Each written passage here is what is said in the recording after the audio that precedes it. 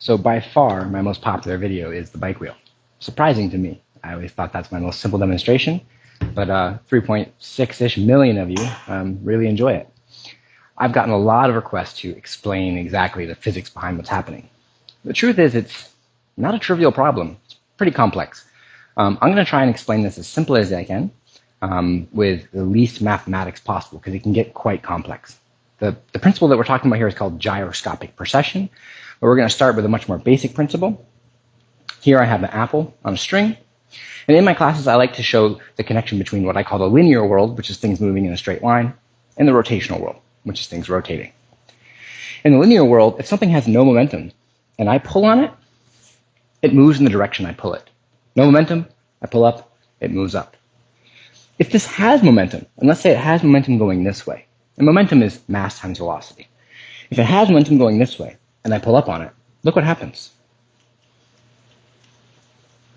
All I can do is change the direction of that momentum because it wants to remain m times v. It wants to have that momentum.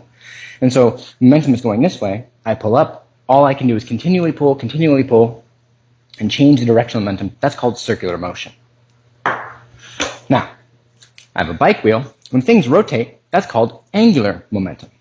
If I let this drop and it has no angular momentum, gravity is the thing pulling on it, and it'll pull it in the direction that it's pulling. No angular momentum, it drops. When I give this thing an angular momentum, now gravity is going to pull down, but that angular momentum wants to stay L, which is now I omega. See, I told you it gets complicated. But what happens now is the direction of the angular momentum is changing because gravity is pulling down. So the direction is changing, but the angular momentum itself roughly stays conserved. There's some friction, so you can see it slowing down. All right, that's my best attempt. I know this is a long video for TikTok, so I do apologize. Hopefully that clears up a few questions people have.